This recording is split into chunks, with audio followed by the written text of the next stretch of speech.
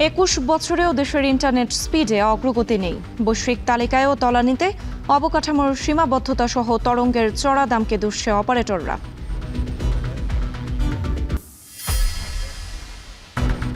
পদ্মা সেতু রাজধানীর সাথে দূরত্ব কমালেও শিল্পায়নে পিছিয়ে বরিশাল। মহাসড়কে লেন বাড়ানো সহ গ্যাস সংকট দূর করার দাবি ব্যবসায়ীদের।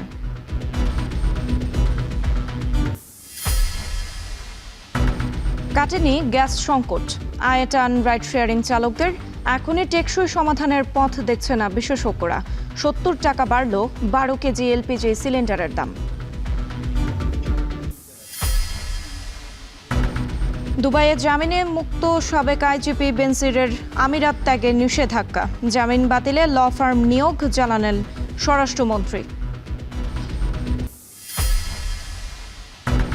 ন্যায় বিচারের পক্ষে সরকার, বললেন ফখরুল। রাষ্ট্রের বিরুদ্ধে অপতথ্য অপরাধের শামিল মন্তব্য তথ্যমন্ত্রীর। জুলাই ঐক্য ভাঙার জন্য বিএনপি দায়ী, অভিযোগ বিরোধী দলের।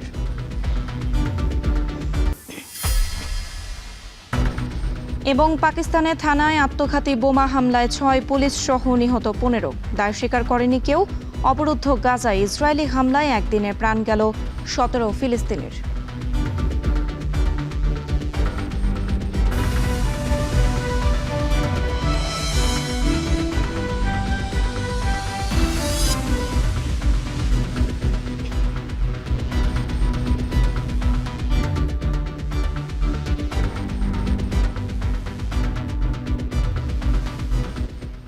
স্বাগত এখন বাজারে, আপনাদের সঙ্গে আছি আমি সুমাইরাত্রি। আপনার মুঠোফোনের ইন্টারনেটের স্পিড কেমন? বিপরীতে অভিযোগই বা কতটা? বিশ্বে যেখানে ৬৭২ এমবিপিএস দিয়ে ১ নম্বরে সংযুক্ত আরব আমিরাত, সেখানে মাত্র ৩৭ এমবিপিএস দিয়ে বাংলাদেশের অবস্থান ৮৮তম। প্রায় ২১ বছর আগে দেশে মোবাইল ইন্টারনেট চালু হলেও এখনও এর স্পিড নিয়ে আছে বিস্তর অভিযোগ। বাকিটা জানাচ্ছেন নাজমুস সাকিব। ঢাকা বিশ্ববিদ্যালয়ের শিক্ষার্থী ওয়ারেসা মাসে ৫০০ টাকার বেশি খরচ করেন মোবাইল ইন্টারনেটের পেছনে। মূলত বাসার বাইরে থাকলেই নেট কেনেন তিনি। তবে ধীরগতি আর কাঙ্ক্ষিত সেবা নিয়ে অভিযোগ আছে তার। যে কোনো এরিয়াতে আপনার নেট সার্ভিসের ঝামেলা হতে হয়, যেমন আমাদের ডিপার্টমেন্টেই হচ্ছে আপনার নেট সার্ভিসটা মাঝে মধ্যে ড্রপ করে, কাজ করে না। 2G'র হাত ধরে দেশে মোবাইল ইন্টারনেট চালু হয় প্রায় ২১ বছর আগে। ২০১২তে 3G আর ২০২১ সালে চালু হয় 5G সেবা। কিন্তু এত বছরেও প্রায় ১১.৫ কোটি গ্রাহকের মুঠোফোনের ইন্টারনেট নিয়ে ভোগান্তির শেষ নেই। ইন্টারনেটের গতি পর্যবেক্ষণ করা বৈশ্বিক সংস্থা ওকলা টেস্টের হিসেবে বাংলাদেশে গত জুনে মুঠোফোনের ডাউনলোড স্পিড ছিল ৩৭.৮৩ আর আপলোডে ১২.১৬ এমবিপিএস। বিশ্বের মধ্যে বাংলাদেশ মোবাইল ইন্টারনেট স্পিড র্যাঙ্কিংয়ে ৮৮তম। অন্যদিকে ৬৭২ এমবিপিএস স্পিড দিয়ে ১ নম্বরে সংযুক্ত আরব আমিরাত, আর কাতার ৫৬১ এমবিপিএস স্পিড দিয়ে দ্বিতীয়। যদিও গড় হিসেবে দেশের ৪ প্রতিষ্ঠান ২০ থেকে ২৫.৫% ইন্টারনেট স্পিড দিচ্ছে। দেশের যে ৪ অপারেটর মোবাইল ইন্টারনেট সেবা দেয় তাদের মধ্যে অন্যতম রবি ও বাংলালিংক। রবি 5G সেবা দেয় আর বাংলালিংক 4G। রবি বলছে ঢাকার তুলনায় তারা সেবা প্রত্যন্ত অঞ্চলে দিতে পারেন না অবকাঠামোগত সীমাবদ্ধতার কারণে। এছাড়া অনিয়ন্ত্রিত নগরায়নকেও দায়ী করেন তিনি। সমস্যা নাই আমি সেটা অবশ্যই বলবো না, সমস্যা আছে।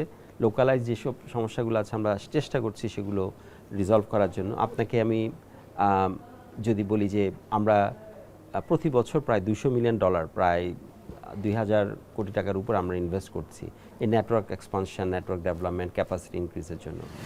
আর বাংলালিংক বলছে নেটওয়ার্ক শেয়ারিং অসুবিধা কিংবা তরঙ্গের চড়া দাম সহ নানা সমস্যা আছে। তার মাঝেও স্পিড ঠিক রাখার চেষ্টা করছে বলে জানান তিনি। আমার ইনডোর কাভারেজ বা ঘরের ভিতরে কাভারেজে একটু সমস্যা হয়, কারণ আমাদের লো ব্যান্ড স্পেকট্রামটা একটু কম তুলনামূলক অন্যদের তুলনায়। তো সেই জন্য আমরা যখন লো ব্যান্ড স্পেকট্রামটা কম থাকে তখন ইনডোর পেনিট্রেশনটা একটু কমে যায়, যেটার জন্য আমরা দেখছি যে আমাদের কমপ্লেইন মাঝে মাঝে আসে। বিশ্বের অন্যান্য দেশের মতোই মোবাইল ইন্টারনেট গুরুত্ব দিতে হবে সরকারকে। তা না হলে ক্যাশলেস সোসাইটি গড়ে তোলা অনেকটাই কঠিন বলে মনে করেন খাত সংশ্লিষ্টরা। নাজমুস সাকিব, এখন, ঢাকা। পদ্মা সেতু রাজধানীর সাথে বরিশালের দূরত্ব কমালেও শিল্পায়ন হচ্ছে না যথাযথভাবে। গ্যাস না থাকা, মহাসড়ক 4 বা 6 লেন না হওয়া এবং অর্থনৈতিক অস্থিরতা সহ নানা বিষয়কে প্রতিবন্ধকতা বলে মনে করছেন সংশ্লিষ্টরা। তারা বলছেন এই সমস্যার সমাধানে সরকার এবং বিনিয়োগকারীদের আরও আন্তরিক হতে হবে। বাকিটা জানাচ্ছেন ফেরদাউস সোহাগ। 225 বছরের প্রাচীন শহর বরিশাল, আর বিভাগের বয়স 33 বছর। কিন্তু অন্য কোনো শহরের মতো এখানে হয়নি তেমন শিল্পায়ন। সে কারণে বরিশাল বিভাগের শিক্ষিত তরুণদের কাজের জন্য রাজধানী সহ অন্য শহরে যেতে হচ্ছে। 2022 সালে পদ্মা সেতু চালুর আগে সড়কপথে ঢাকা বরিশাল রুটের দূরত্ব ছিল 242 কিলোমিটার। সেতু চালুর পর হয়েছে 160 কিলোমিটার। সড়ক যোগাযোগ ব্যবস্থার উন্নতির কারণে গোটা অঞ্চলে শিল্পায়ন হবে এমন ধারণা ছিল বরিশালবাসীর, কিন্তু আশানুরূপ শিল্পায়ন হয়নি বলে জানান এই ব্যবসায়ী নেতা। পদ্মা সেতু কেন্দ্রিক বরিশাল তথা দক্ষিণাঞ্চলে কোনো শিল্পায়ন গড়ে ওঠে না। এটা দুইটা কারণ। একটি হচ্ছে 4 লেন 6 লেন না থাকা, আর গ্যাসের স্বল্পতা। এইটাই দুইটা মূল কারণ এই দক্ষিণ অঞ্চলের শিল্পায়ন না হওয়া এবং উন্নতি না হওয়া। 1960 সালে প্রায় 131 একর জমিতে প্রতিষ্ঠিত শিল্পনগরীতে প্লটের সংখ্যা 350টি। 66 বছর পর 112টি প্লট এখনও খালি পড়ে আছে। পদ্মা সেতু চালুর পর বিসিকে নতুন শিল্প প্রতিষ্ঠান চালু হয়েছে মাত্র 15টি। পদ্মা সেতু হবার পরে বরিশালের বেশ কিছু উদ্যোক্তা বরিশাল বিসিকে প্লট বরাদ্দ নিয়েছেন। তার মধ্যে গার্মেন্টস ফ্যাক্টরিও রয়েছে। তারা উৎপাদনে যাবার জন্য চেষ্টা করছেন, কিন্তু গ্যাস সংযোগ না থাকার কারণে এবং উন্নত যোগাযোগ ব্যবস্থা না হওয়ার কারণে তারা উৎপাদনে যেতে পারছেন না। শিল্পায়ন না হওয়ায় হতাশ খোদ কলকারখানা অধিদপ্তরও। অর্থনৈতিক অস্থিরতা সহ নানা বিষয়কে দায়ী করলেন এই কর্মকর্তা। বলা যেতে পারে অর্থনৈতিক অস্থিরতা, এছাড়াও উল্লেখযোগ্য হচ্ছে দক্ষ শ্রমিক ও কাঁচামালের অভাব, জলবায়ু ঝুঁকি এবং অবকাঠামোগত ঘাটতি।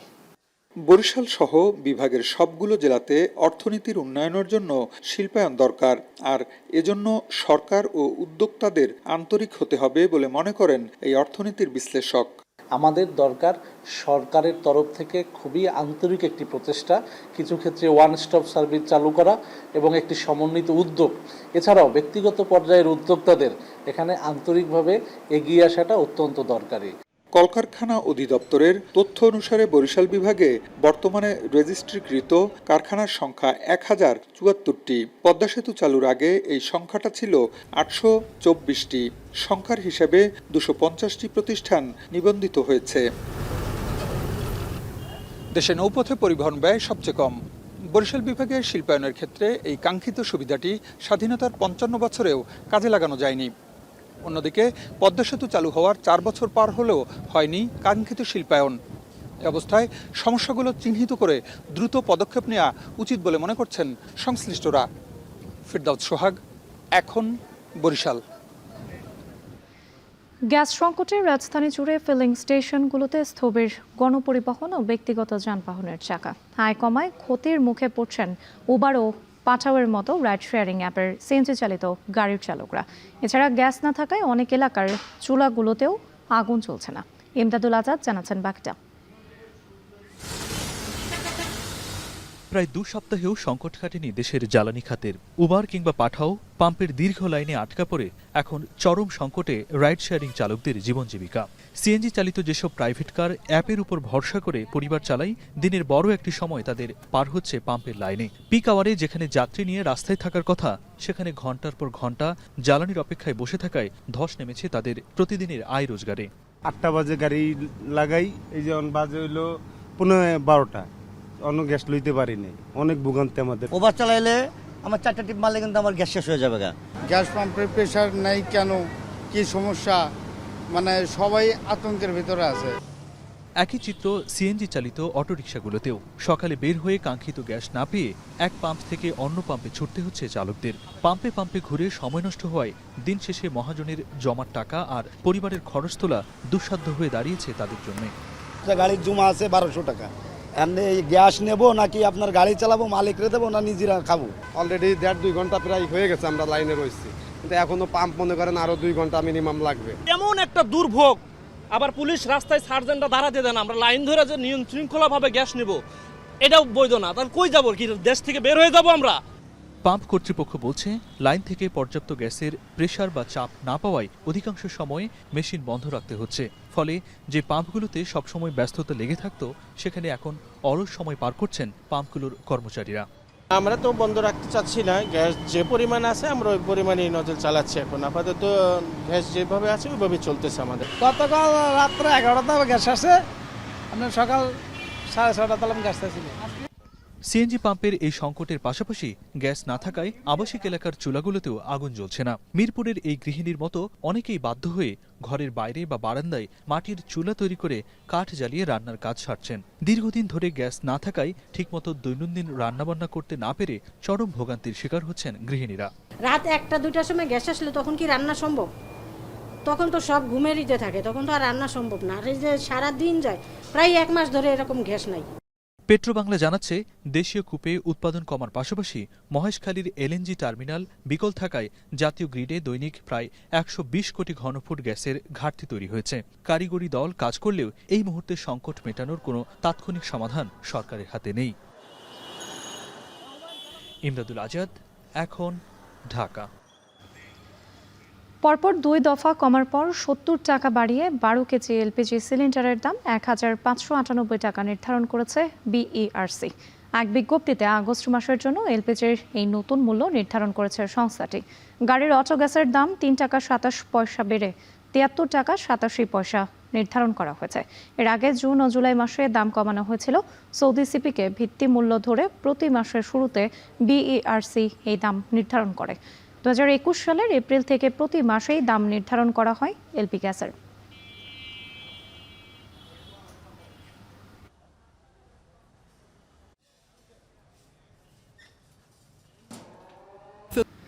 দুবাইয়ের শর্ত সাপেক্ষে জামিন পেয়েছেন সাবেক আইজিপি বেনজির আহমেদ। যদিও দুর্নীতি, ক্ষমতার অপব্যবহার, অর্থ পাচার ও শাপলা চত্বরের হত্যা মামলায় অভিযুক্ত এই আসামিকে দেশে ফিরিয়ে এনে বিচার সম্পন্ন করতে কাজ চলছে বলে জানিয়েছেন পররাষ্ট্র প্রতিমন্ত্রী। বেনজিরের বিষয়ে আমিরাত সরকারের চাওয়া নথিপত্র ইতিমধ্যেই পাঠানো হয়েছে বলেও জানান তিনি। কামরুল হাসান জনের প্রতিবেদন।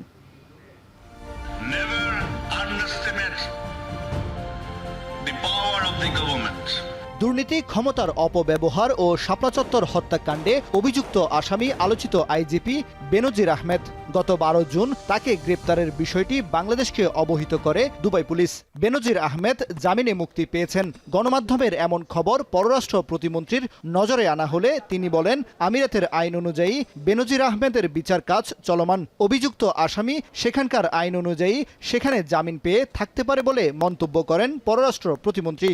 আরব আমিরাতের আইন অনুযায়ী তাদের কোর্ট সেইভাবে তাদের লিগ্যাল প্রসেসে কাজ চলছে, সেখানে জামিন পেয়ে থাকতে পারেন। কিন্তু বাংলাদেশ সরকারের সাথে সংযুক্ত আরব আমিরাতের সরকারের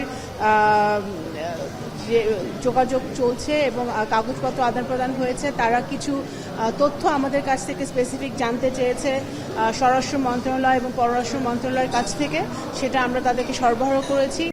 গণমাধ্যমের খবর বলছে, বেনজিরকে ফেরত পাঠাতে বাংলাদেশ সরকারের পক্ষ থেকে পাঠানো প্রত্যর্পণ সংক্রান্ত নথিপত্র ও আইনি প্রক্রিয়া নিয়ে দুবাইয়ের আদালতে শুনানি হয়। পরে বেনজিরকে আরব আমিরাতের বাইরে না যাওয়ার শর্তে জামিন দেওয়া হয়। তবে পররাষ্ট্র প্রতিমন্ত্রী জানান, বেনজিরের বিষয়ে আমিরাতের সাথে নথিপত্র লেনদেন হয়েছে। আমিরাতের সরকার তার বিষয়ে বাংলাদেশ সরকারের কাছে আরও তথ্য জানতে চেয়েছে। বেনজির আহমেদকে ফিরিয়ে এনে দেশে বিচার সম্পন্ন করতে সরকার সব চেষ্টাই করছে বলে জানান তিনি। সংযুক্ত আরব আমিরাতের আইন অনুযায়ী তারা ব্যবস্থা নিচ্ছে, সেটা অবশ্যই আমাদের সরকার তাদের সাথে কথা বলবে, আমাদের হোম মিনিস্ট্রি তাদের সাথে কথা বলে পরবর্তী কি পদক্ষেপ আমরা নিতে পারি সেটা আমরা সিদ্ধান্ত নেব। এদিকে দুদক মহাপরিচালক ব্রিফিংয়ে জানান, সাবেক আইজিপির জামিন পাওয়ার বিষয়টি তারা গণমাধ্যম থেকে জেনেছে। এ নিয়ে সংশ্লিষ্ট মন্ত্রণালয় যথাযথ ব্যবস্থা নেবে। আপনারা যেমন মিডিয়াতে পত্রপত্রিকায় জানছেন, আমরাও জানছি। এটার আইনি যে পদক্ষেপগুলি নেওয়া দরকার সংশ্লিষ্ট বিভাগ নিশ্চয় নেবে। আমাদের যে কিছু আইনি পদক্ষেপ যখন ক্রস বর্ডার ইনকোয়ারি হয়, আমাদের এখানে সেন্ট্রাল অথরিটি হলো আপনার হোম মিনিস্ট্রি। আমরা হোমে পাঠাই, হোম থেকে সেটা আপনার ফরেন মিনিস্ট্রি হয়ে সেটা সংশ্লিষ্ট দেশে যায়। তো এখন আইনগত যে বিষয়গুলি আছে নিশ্চয়ই সবাই মিলে আমরা খতিয়ে দেখব। মানে আমাদের এখান থেকে যা যা পাঠানোর যা যা করার আমরা সবই করেছি। গত ২৭ জুলাই সংযুক্ত আরব আমিরাতের একটি আদালত বেনজিরের জামিন আবেদন মঞ্জুর করেছে বলে রোববার খবর প্রকাশ করে দেশের একটি গণমাধ্যম। আইনি প্রক্রিয়া শেষে ৩০ জুলাই বেনজির কারামুক্ত হন বলে উল্লেখ করা হয় প্রতিবেদনে।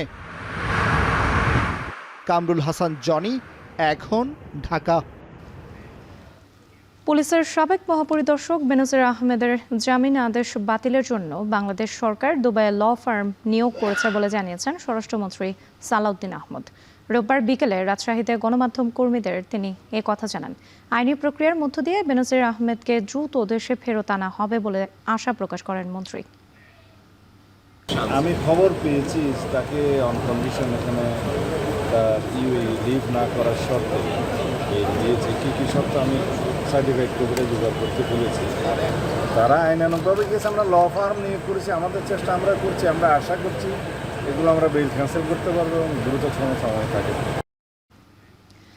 বিএনপি ন্যায় বিচার এবং আইনের শাসন প্রতিষ্ঠা করতে চায় বলে মন্তব্য করেছেন দলটির মহাসচিব ও স্থানীয় সরকার মন্ত্রী মির্জা ফখরুল ইসলাম আলমগীর। তথ্যমন্ত্রী আশ্বস্ত করে বলেছেন, সরকারের সমালোচনা করা অপরাধ নয়, তবে রাষ্ট্রের বিরুদ্ধে বলা অপরাধ হিসেবে গণ্য হবে। হোসেন জাহিদের প্রতিবেদন। ২৪-এর অভ্যুত্থানের ২ বছর পূর্তি উপলক্ষে বিয়াম ফাউন্ডেশনে জুলাই যোদ্ধাদের নিয়ে সম্মেলন আয়োজন করে রিভলিউশনারি অ্যালায়েন্স। সম্মেলনে অংশ নেওয়া জুলাই যোদ্ধাদের উদ্দেশ্যে প্রধানমন্ত্রীর উপদেষ্টা মাহাদি আমিন বলেন, জুলাইয়ের আবেগ ও দাবির প্রতি শ্রদ্ধাশীল সরকার। বর্তমান সরকার সনদ বাস্তবায়ন এবং জুলাইয়ের গণহত্যার বিচার নিশ্চিত করবে বলেও আশ্বাস দেন তিনি। জুলাই সনদের আকাঙ্ক্ষাকে আমরা ধারণ করি। জুলাই সনদকে ইনশাআল্লাহ আমরা সবাই মিলে যেভাবে একজোটে আমরা রাজপথে ছিলাম, যেভাবে এই বাংলাদেশকে আমরা ফ্যাসিবাদ মুক্ত করেছিলাম, সেভাবে আমরা সবাই মিলে কাঁধে কাঁধ মিলিয়ে জুলাই সনদ বাস্তবায়ন করব, ঠিক যেভাবে এদিকে রবিবার দুপুরে বিএনপি মহাসচিব ও স্থানীয় সরকার মন্ত্রী অংশ নেন ঠাকুরগাঁও জেলা আইনজীবী সমিতির সংবর্ধনায়। বলেন, বিএনপি ন্যায় বিচার, আইনের শাসন এবং সামাজিক ইনসাফ প্রতিষ্ঠা করতে চায়। আগামী দিনগুলোতে আমরা যেটাতে আমরা প্রতিশ্রুতিবদ্ধ যে আমরা ন্যায় বিচার প্রতিষ্ঠিত করতে চাই, আমরা আইনের শাসন প্রতিষ্ঠা করতে চাই এবং সমাজে ইনসাফ প্রতিষ্ঠা করতে চাই। এই বিষয়গুলো আমাদের মাথায় রাখতে হবে। ফ্যাসিস্ট একটা শাসন ব্যবস্থা থেকে বেরিয়ে আসতে সক্ষম হয়েছি। নতুন একটা সম্ভাবনা সৃষ্টি হয়েছে। সেই সম্ভাবনা হচ্ছে যে গণতান্ত্রিক ব্যবস্থাকে সুদৃঢ় করা। এর আগে ঢাকা বিশ্ববিদ্যালয়ের গণযোগাযোগ ও সাংবাদিকতা বিভাগের প্রতিষ্ঠাবার্ষিকীতে তথ্যমন্ত্রী বলেন, সমালোচনাকারীদের স্বাগত জানায় সরকার, তবে রাষ্ট্রের বিরুদ্ধে অপতথ্য বা বিভ্রান্তিমূলক কথা বলা অপরাধ হিসেবে গণ্য হবে বলে মন্তব্য করেন তিনি। বস্তুনিষ্ঠতা দেখা যায় যে আমার লক্ষ্যের সঙ্গে সামঞ্জস্যপূর্ণ হচ্ছে না, তখন কিন্তু আমার আকাঙ্ক্ষা এবং আবিষ্কৃত সত্য, উদ্ঘাটিত সত্য মুখোমুখি দাঁড়িয়ে যাবে এবং এখানেই কিন্তু একটা পরীক্ষার মধ্যে পড়তে হয়। এবং সে কারণে আমরা দেখেছি মহান মুক্তিযুদ্ধের সময়ও কিন্তু বিরুদ্ধেও সাংবাদিকতা ছিল, পক্ষেও কিন্তু সাংবাদিকতা ছিল।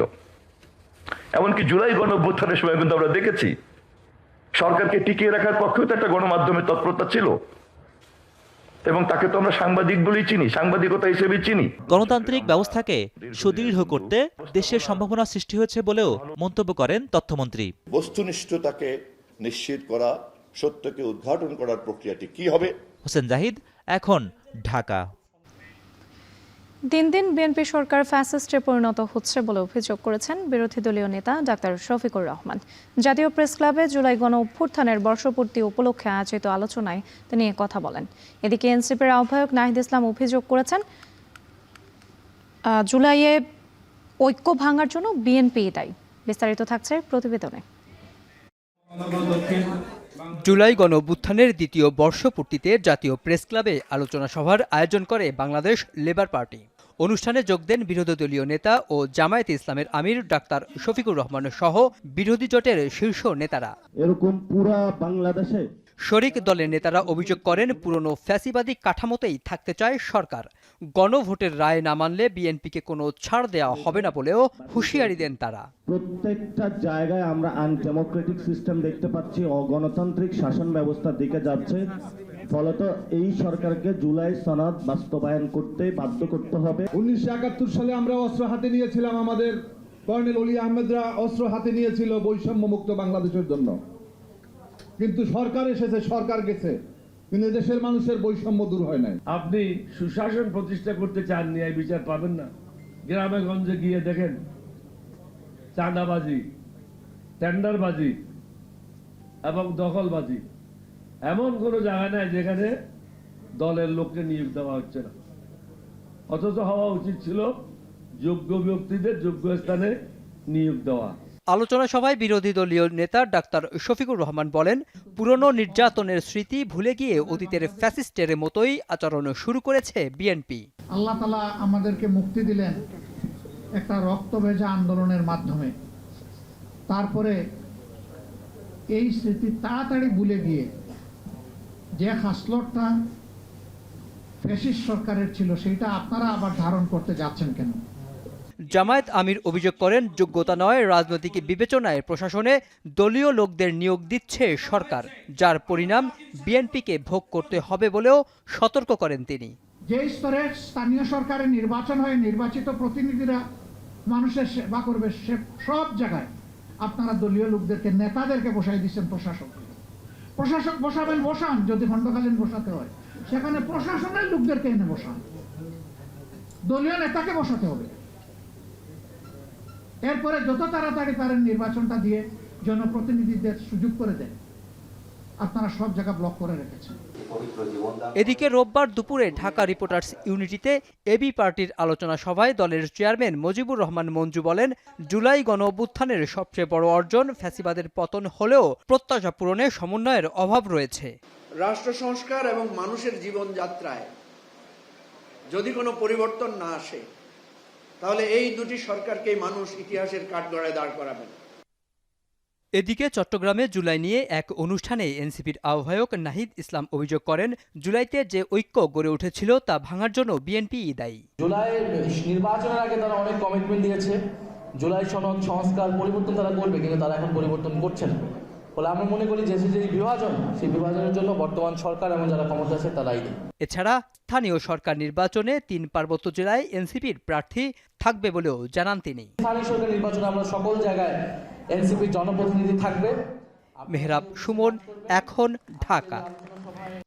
নওগাঁয় পাইকারি মাছের আড়তে সরবরাহ কমে আসায় দাম বাড়তির দিকে। 2 সপ্তাহের ব্যবধানে কেজিতে 40 থেকে 50 টাকা পর্যন্ত বেড়েছে চাষের ও নদীর মাছের দাম।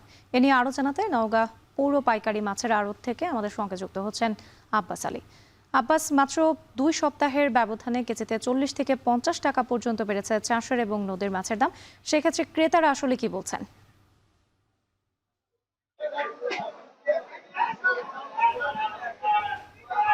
রাত্রি থেকে জানিয়ে রাখি যে নদী নালা, খাল, বিল, পুকুরের জলাশয়গুলোতে এখন পর্যাপ্ত পরিমাণ পানি আছে। পানি থাকার কারণে যারা মৎস্য চাষী এবং মৎস্যজীবী রয়েছেন তারা আসলে পর্যাপ্ত পরিমাণ মাছ শিকার করতে পারছে না, যার কারণে পাইকারি মাছের আড়তগুলোতে এখন মাছের সরবরাহ কমে এসেছে। আর সরবরাহ কমে আসার কারণে বলা যায় যে গত 2 সপ্তাহের ব্যবধানে প্রতি কেজিতে প্রায় 40 থেকে 50 টাকা পর্যন্ত মাছের দাম বৃদ্ধি পেয়েছে। যদিও এখন বলা যায় যেহেতু জলাশয়গুলোতে পর্যাপ্ত পরিমাণ পানি থাকার কারণে আসলে মাছের সরবরাহ, দেশীয় মাছের সরবরাহ অনেকটাই কমে এসেছে এবং এই চাষকৃত মাছের তুলনায় দেশি মাছের দাম আরো অনেকটাই বেশি আমরা যেমনটি বাজারে দেখেছি। এখানে মাছের দামের কথা যদি বলি, যেহেতু একটি নওগাঁ পৌর পাইকারি মাছের আড়তে রয়েছে এবং মাছ বেচাকেনা এখানে শুরু হয়েছে এবং এখানে যেসব মাছ বেচাকেনা হচ্ছে সবগুলো জীবিত মাছ বিক্রি হচ্ছে। এখানে 1 থেকে 3 কেজি ওজনের রুই মাছ বিক্রি হচ্ছে পাইকারিতে 300 থেকে 450 টাকা কেজি এবং 1 থেকে 3 কেজি ওজনের কাতলা মাছ বিক্রি হচ্ছে 250 থেকে 440 এবং 50 টাকা কেজি পর্যন্ত বিক্রি হচ্ছে। মিরকা মাছ বিক্রি হচ্ছে 130 টাকা থেকে 220 টাকা কেজি। সিলভার বিক্রি হচ্ছে 200 থেকে 210 টাকা কেজি এবং ব্রিগেড মাছও একই দামে বিক্রি হচ্ছে। জাপানি মাছ বিক্রি হচ্ছে 180 থেকে 240 টাকা কেজি। পাঙ্গাস বিক্রি হচ্ছে 160 টাকা থেকে 220 টাকা পর্যন্ত কেজি এবং তেলাপিয়া মাছ বিক্রি হচ্ছে 230 থেকে 240 টাকা কেজি। এবং দেশি মাছের কথা যদি বলে যে যেহেতু এখন জলাশয়গুলোতে প্রচুর পানি রয়েছে এবং যারা মৎস্যজীবী রয়েছেন মাছ কম শিকার করতে পারছেন, যার কারণে এই দেশি মাছের কিছুটা স্বল্পতা রয়েছে। স্বল্পতার কারণে মাছের দাম অনেকটাই বাড়তি। এখানে সবচেয়ে বেশি দামের যে মাছ রয়েছে গুছি মাছ বিক্রি হচ্ছে 1000 টাকা থেকে শুরু করে 1200 টাকা পর্যন্ত কেজি, এবং চিংড়ি মাছ বিক্রি হচ্ছে 950 টাকা থেকে শুরু করে 1050 টাকা কেজি। শিং মাছ বিক্রি হচ্ছে 300 থেকে 350 টাকা কেজি। আর ট্যাংরা মাছ বিক্রি হচ্ছে 380 টাকা থেকে শুরু করে 450 টাকা পর্যন্ত কেজি, এবং টাকির মাছ বিক্রি হচ্ছে 280 থেকে 350 টাকা পর্যন্ত কেজি। যারা মৎস্য চাষী রয়েছেন তারা বলছেন যে পুকুরে পানি থাকার কারণে মাছ তারা পর্যাপ্ত পরিমাণ শিকার করতে পারছে না, মাছের স্বল্পতার কারণে তারা দাম বেশি পাচ্ছেন। তবে তারা বলছেন যে দাম বেশি পেয়ে আসলে তেমনটা তারা লাভবান হতে পারছে না, কারণ এই চাষের মাছের যে মূল উপকরণ ফিড, এই ফিডের দাম অনেকটা বেশির কারণে তারা আসলে তেমন লাভবান হতে পারছে না। সব দিক দিয়ে বলা যায় যে মাছের স্বল্পতার কারণে দাম কিছুটা বেশি রয়েছে। আগামীতে মাছের দাম কমার সম্ভাবনা রয়েছে বলে জানিয়েছেন এখানকার যারা আড়তদার এবং ব্যবসায়ী রয়েছেন। তো এই ছিল আমার কাছে মাছের দর দাম নিয়ে সবশেষ। নওগাঁ থেকে যুক্ত ছিলেন আব্বাস আলী, জানাচ্ছিলেন মাছ পাচারের খবর। গত 3 দশকে নোয়াখালীর হাতিয়ায় মেঘনার বুকে ছোট বড় মিলিয়ে জেগে উঠেছে 30টিরও বেশি চর। জেগে ওঠা চরগুলোর নিয়ন্ত্রণ ও জমি বিক্রিকে কেন্দ্র করে স্থানীয় সন্ত্রাসী বাহিনীগুলোর মধ্যে প্রায় সংঘর্ষ ও অবৈধ দখলের ঘটনা ঘটে, যা এখনই বন্ধ করা না গেলে যে কোনো সময় রূপ নিতে পারে রক্তক্ষয়ী সংঘর্ষে। নোয়াখালী থেকে বাকিটা জানাচ্ছেন নাসিম শুভ। 2025 সালের ডিসেম্বরে নোয়াখালীর হাতিয়ার মেঘনায় জেগে ওঠা জাগলার চরের দখলকে কেন্দ্র করে দুই পক্ষের সংঘর্ষে প্রাণ হারিয়েছে 6 জন। এরপর থেকে চরগুলো ঘিরে তৈরি হয়েছে বাড়তি উৎকণ্ঠা। গত 1 মাস ধরে নতুন জেগে ওঠা চর আতাউরে চলছে অবৈধ দখলের চেষ্টা। স্থানীয়দের দাবি, হাতিয়া উপজেলার খোকন, হানিফ ও ভুট্টো নামের 3 জনের সমঝোতায় চলছে এই দখল। তারা ধান চাষের যখন সময় হয়, আসলে ধান চাষ তো হয় না, ধান চাষের নামকরণ করি তারা কিছু ধান ছিটি দিয়া বাতান্যা করতেন আমরা ভোজ বান্ধি সাদা আদায় করে। এরা হিয়া গোছ হামলা করে, অত্যাচার করে, যে আমরা ভোজ গরু যে পরিস্থিতি দেখা গেছে সামনের দিকে আমরা ভোজ গরু রাখতাম হাইতাম না, ফাইলতাম হাইতাম না। আমাদের মহিষ গরু নিয়ে বেঁধে রাখে, ওরা জরিফানা করে, কারণ আমরা বৈষ্ঠ শেখতে আমাদের খুব অসুবিধা হইতেছে। স্থানীয়রা বলছেন চর দখলের প্রথম ধাপে ধান চাষের নামে ট্রাক্টর দিয়ে জমি চাষ করে তা বিক্রি হচ্ছে চড়া দামে, এরপরই তা স্থায়ীভাবে দখল করা হয়। সন্ত্রাসী বাহিনী ধান চাষ নামক এরা গরু ছাগল মহিষ বান্ধি বান্ধি টাকা আদায় করার জন্য একটা পাইতারা করতেছে। কবে কখন কোন সময় এরা দুর্ঘটনা ঘটা বলা যায় না, আমাদেরকে এখন হুমকি দুমকি দিতেছে। গরু প্রতি 500-1000 টাকা না দিলে 2-4-5 দিন বান্ধি রাখে, এমনকি অনেক মোষ এই খড়ে মারা পর্যন্ত গেছে। দুর্গম ভৌগোলিক ও যাতায়াত ব্যবস্থার জটিলতার কারণে চর আতাউরে আইন শৃঙ্খলা বাহিনীর তাৎক্ষণিক নজরদারি বজায় রাখা কঠিন। চর আতাউরে অবৈধ দখলদারদের দখল বন্ধের পাশাপাশি চরটিকে সরকারিভাবে গোচারণ ভূমি নির্মাণ করা হলে এই অঞ্চলের প্রাণী সম্পদ খাত সমৃদ্ধ হতে পারে। চর সরকারি খাস জমি হলেও আইন অমান্য করে যেভাবে পারছে দখলের চেষ্টা করছে। তবে অবৈধ দখলদারদের উচ্ছেদে প্রয়োজনীয় ব্যবস্থা নেওয়ার আশ্বাস স্থানীয় প্রশাসনের। নতুন জেগে ওঠা চরগুলো সরকারের নিয়ম অনুযায়ী ভূমিহীন পরিবারের মাঝে নেতৃত্ব দেওয়ার যে বিধান রয়েছে, সেটি যাতে বাস্তবায়ন করা হয় সেই লক্ষ্যে আমরা কার্যক্রম গ্রহণ করবো এবং উপজেলা প্রশাসনকে এই বিষয়ে দিচ্ছেন। নতুন করে জেগে ওঠা চরগুলোকে গোচারণ ভূমিতে রূপান্তর কিংবা স্থানীয় ভূমিহীনদের মাঝে বরাদ্দের ব্যবস্থা করা হলে বন্ধ হতে পারে অবৈধ দখলদারদের দৌরাত্ম্য, এমনটাই মনে করছেন স্থানীয়রা। এখন নোয়াখালী। অপরিকল্পিত ড্রেনেজ ব্যবস্থা, জলবদ্ধ পচা পানি সহ অপরিচ্ছন্ন পরিবেশে জন্ম নেওয়া লার্ভা থেকে লক্ষ্মীপুর পৌরসভায় বাড়ছে মশার উপদ্রব, আর তাতে পাল্লা দিয়ে বাড়ছে বিভিন্ন রোগ। তবুও মশা নিধনে পৌর এলাকায় ওষুধ ছিটানোর ফলপ্রসূ কার্যক্রম নেই। প্রতিনিধিদের পাঠানো তথ্য ছবিতে দেখুন বিস্তারিত। 15টি ওয়ার্ড নিয়ে 28.26 বর্গ কিলোমিটার আয়তনের প্রথম শ্রেণীর লক্ষ্মীপুর পৌরসভা। এখানে প্রায় 1.5 লাখ মানুষের বাস। অপরিকল্পিত বর্জ্য ও ড্রেনেজ ব্যবস্থাপনার কারণে দিন দিন বাড়ছে নাগরিক দুর্ভোগ। এর ফলশ্রুতিতে যত্রতত্র ময়লা আবর্জনার স্তূপ ও ড্রেন পরিষ্কার না করায় জলাবদ্ধতা সৃষ্টি হচ্ছে। এতে ড্রেনের ভেতরে জমে থাকা পলিথিন, প্লাস্টিক, বাসাবাড়ির ময়লা ও জলাবদ্ধ নোংরা পানি নিয়মিত পরিষ্কার না করায় এসব স্থান হয়ে উঠছে ডেঙ্গু ও ম্যালেরিয়া সহ বিভিন্ন রোগবাহী মশার প্রজনন ক্ষেত্র। সিভিল সার্জন কার্যালয়ের সূত্রে জানা গেছে, সরকারি হিসাবে জেলায় গত 3.5 বছরে 8,153 জন ডেঙ্গু রোগে আক্রান্ত হয়। এর মধ্যে এবছর জানুয়ারি থেকে জুন মাস পর্যন্ত 6 মাসে 43 জনের ডেঙ্গু ধরা পড়েছে। তবে জেলার 5টি উপজেলায় সরকারি হাসপাতালগুলোতে অর্ধ শতাধিক রোগী ডেঙ্গু উপসর্গ নিয়ে চিকিৎসা নিয়ে সুস্থ হয়ে বাড়ি ফিরেছে। শহরের উপর হয়তো 2-1 করতে পারে, কিন্তু গ্রাম অঞ্চলের মানুষগুলা এই যে বর্ষা আসলে পানি জমে থাকে, বিভিন্ন জায়গায় যে জলাবদ্ধতা থাকে, মশক নিধনের কোনো কার্যক্রম কখনো কোনো ব্যবস্থা নাই। অপরিকল্পিত ড্রেনেজ ব্যবস্থা এবং অপরিষ্কার বা অপরিচ্ছন্নতা, ড্রেনের নিষ্কাশনটা বা ব্যবস্থাপনাটা আসলে ঠিকমতো হচ্ছে না, বিধায় মশার উপদ্রবটা বেশি। যত্র মলাস্তূপ জমে থাকা, যে কারণে এই সময়ে মশার অত্যাধিক উপদ্রব। পৌরবাসীর অভিযোগ, লক্ষ্মীপুর পৌরসভার প্রায় 34 কিলোমিটার ড্রেনের কোনোটি পরিকল্পিত নয়। এই ড্রেনের পচা ও দুর্গন্ধযুক্ত পানি থেকেই মশার বিস্তার বেশি ঘটছে। সারা দেশের মতো লক্ষ্মীপুরেও কিন্তু ডেঙ্গুর এখন রোগীর সংখ্যা বাড়ছে। আমরা জানি যে সাধারণত এই জুন থেকেই আগস্ট মাস বা আগামী 3 মাস কিন্তু এই ডেঙ্গুর আক্রমণটা বেশি থাকে এবং দেখা যায় যে রোগীরা আক্রান্ত হয়। পৌরসভার প্রতিটি ওয়ার্ডে ডেঙ্গু উৎপত্তি স্থল চিহ্নিত করে ধ্বংসের ব্যবস্থা নেওয়া হয়েছে। পাশাপাশি জনগণকে সচেতন হওয়ার আহ্বান জানান পৌর প্রশাসক। আমাদের চলমান যে ডেঙ্গু মৌসুম, যেটা আমাদের ডেঙ্গু মোকাবেলার জন্য পৌরসভা থেকে ব্যাপক কার্যক্রম গ্রহণ করা হয়েছে। প্রতিটি ওয়ার্ডে যেখানে ডেঙ্গু মশার আপনার উৎপত্তি স্থল আছে, ওগুলো আমরা চিহ্নিত করে ওগুলো ধ্বংসের ব্যবস্থা আমরা নিয়েছি। প্রতিটি শিক্ষা প্রতিষ্ঠান, হাসপাতাল ও সরকারি প্রতিষ্ঠানগুলোতে মশক নিধনের কার্যক্রম চলছে।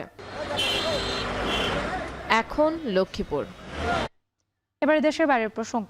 পাকিস্তানের থানায় হামলার আত্মঘাতী বোমা হামলায় প্রাণ গেছে 6 পুলিশ সদস্য সহ কমপক্ষে 15 জনের।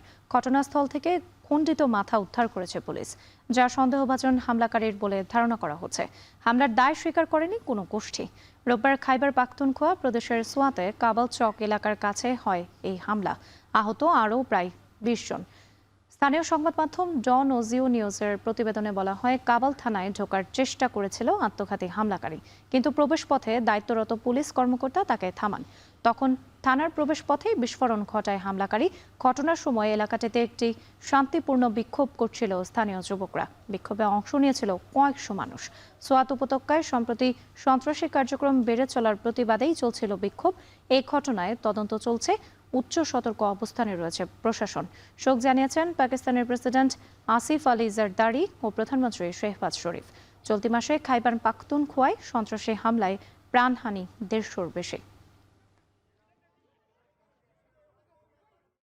অবরুদ্ধ গাজায় ইসরায়েলি হামলায় একদিনে প্রাণ গেল কমপক্ষে 17 ফিলিস্তিনের। আহত হয়েছেন অনেকে। উপত্যকায় মার্কিন প্রেসিডেন্ট ডোনাল্ড ট্রাম্পের শান্তি পরিকল্পনা বাস্তবায়নের তোড়জোড়ের মধ্যেই এমন আগ্রাসী ইসরায়েল। স্থানীয় সময় রোববার ভোর থেকে গাজা সিটির পশ্চিমে, খান ইউনিসের উত্তর পশ্চিমে, গাজার মধ্যাঞ্চল দেইর আল বালাই, উত্তরে জাবালিয়া শরণার্থী শিবিরে, পশ্চিমের রেমালে বিভিন্ন আবাসিক ভবন, তাঁবু ও যানবাহন লক্ষ্য করে চলে একের পর এক বিমান হামলা। কয়েক সপ্তাহের মধ্যে উপত্যকার সবচেয়ে রক্তাক্ত দিনটি ছিল এদিন। গাজার গুরুত্বপূর্ণ অবকাঠামো ও আবাসিক ভবন লক্ষ্য করে অব্যাহত হামলার মধ্য দিয়ে বাড়ছে ইসরায়েলি যুদ্ধবিরতি লঙ্ঘনের ঘটনা। বিশেষ করে শেষ 48 ঘন্টায় কোনো রকম আগাম সতর্কতা ছাড়াই এবং অনেকটা নিচ থেকে আঘাত হানে ইসরায়েলি যুদ্ধ বিমান। শনিবারও ইসরায়েলি হামলায় প্রাণ যায় 8 ফিলিস্তিনের।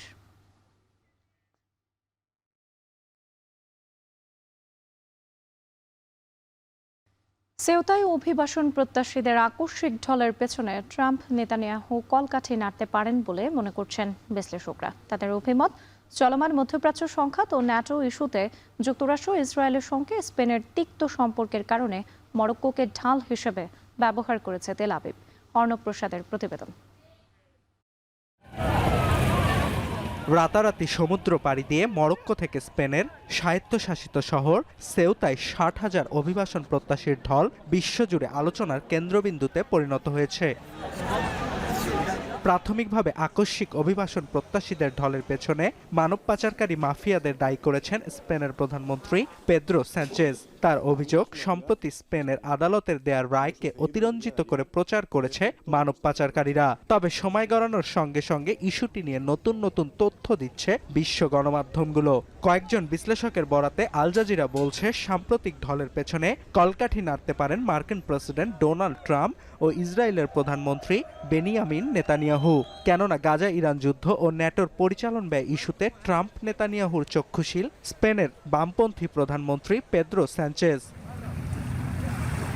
এ কারণে বিশ্লেষকরা মনে করছেন, চলমান মধ্যপ্রাচ্য উত্তেজনাকে পুঁজি করে স্পেনের দুটি স্বায়ত্তশাসিত অঞ্চল সেউতা ও মেলিলার ওপর মরক্কোর নিজেদের ভূখণ্ড হিসেবে দাবি জানানোর সুযোগ তৈরি করে দিয়েছে ইসরায়েল।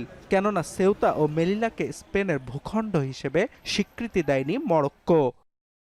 এছাড়াও বিশ্লেষকদের দাবিকে আরও শক্ত করেছে শুক্রবার জাতিসংঘে নিযুক্ত ইসরায়েলের রাষ্ট্রদূত ড্যানি ডেননের এক্সপোস্ট। সবসময় ইসরায়েলকে জ্ঞান দেয় স্পেন কেন আফ্রিকায় ঔপনিবেশিক ছিটমহল টিকিয়ে রেখেছে সেই প্রশ্ন ছুড়ে দেন ড্যানন। পাশাপাশি ইসরায়েলের সঙ্গে মধ্যপ্রাচ্যের দেশগুলোর সম্পর্ক স্বাভাবিক করার লক্ষ্যে গঠিত আব্রাহাম অ্যাকর্ডে স্বাক্ষরকারী দেশ মরক্কো। এ কারণে তেল আবিবের হীন উদ্দেশ্য বাস্তবায়নে মরক্কোর প্রশাসন ইচ্ছাকৃতভাবে সীমান্তে অভিবাসন প্রত্যাশীদের ঢল উস্কে দেয় বলে দাবি বিশ্লেষকদের। পাশাপাশি আকস্মিক অভিবাসন প্রত্যাশীদের ঢলের জন্য মরক্কো ও আলজেরিয়ার দীর্ঘদিনের বৈরিতা ও সম্প্রতি স্পেনের প্রধানমন্ত্রী পেদ্রো স্যাnchez-এর আলজেরিয়া সফরের যোগসূত্র থাকতে পারে বলেও মনে করছেন বিশ্লেষকরা। কেননা দীর্ঘদিন থেকে মরক্কোর নিয়ন্ত্রণে থাকা পশ্চিম সাহারা অঞ্চলের স্বাধীনতা দাবি করে আসছে আলজেরিয়ার মদতপুষ্ট সামরিক ও রাজনৈতিক সংগঠন পোলসারিও ফ্রন্ট। এ কারণে স্যাnchez-এর আলজেরিয়া সফরের কয়েকদিনের মাথায় সেউতা আকস্মিক অভিবাসন প্রত্যাশীদের ঢল দেখল বলে মনে করছেন বিশ্লেষকরা।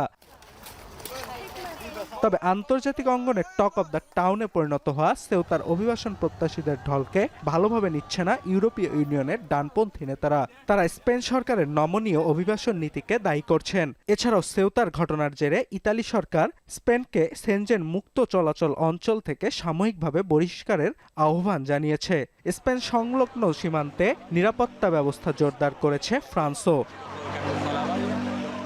অর্ণব প্রসাদ, এখন বিশ্ব। এবারে খেলা প্রসঙ্গ।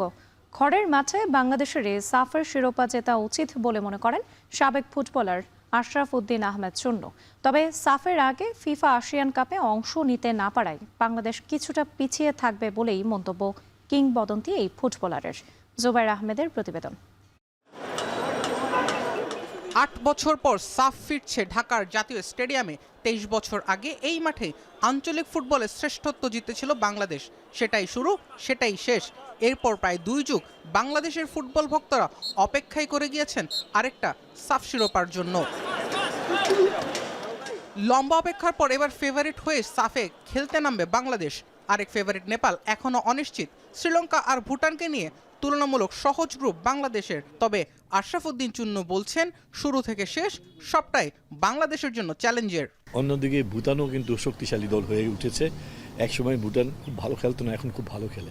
তো আমি মনে করি এটা কঠিন একটা গ্রুপ হয়ে গেছে। যদি ফাইনালে যায় আর সেক্ষেত্রে যদি ভারত থাকে, তবে আমি মনে করি এখানে খুব একটা প্রেশার হবে না, কারণ ভারতের সঙ্গে সবসময় আমরা ভালো খেলেছি ফ্রম দ্য বিগিনিং। নভেম্বরের টুর্নামেন্টে জাতীয় দলের আইকনিক চরিত্র হামজা চৌধুরী আসবেন কিনা তা নিশ্চিত না। লেস্টার সিটির গ্রিন সিগন্যাল পেলেই এই মিডফিল্ডার আসবেন সাফে। হামজা চৌধুরী না থাকলে বাংলাদেশ কিছুটা ব্যাকফুটে থাকবে বলেও মেনে নিলেন সাবেক স্ট্রাইকার চুন্নু। হামজা একটা দলের প্রতীক। হামজা উপস্থিত মানে সারা প্রত্যেকটা খেলোয়াড়ের মধ্যে ভীষণভাবে উৎসাহ কাজ করে। মাঠের মধ্যে খেলোয়াড়রা হামজার সঙ্গে পাল্লা দিয়ে খেলতে চায় এবং তার সহযোগিতা পেয়ে তারা ভালো খেলে। সেই ক্ষেত্রে আমি মনে করি হামজা না থাকলে আমাদের জন্য একটা বিরাট সমস্যা হয়ে দাঁড়াবে। সম্প্রতি ফিফা এশিয়ান কাপে ডাক পেয়েছে ভারত পাকিস্তান।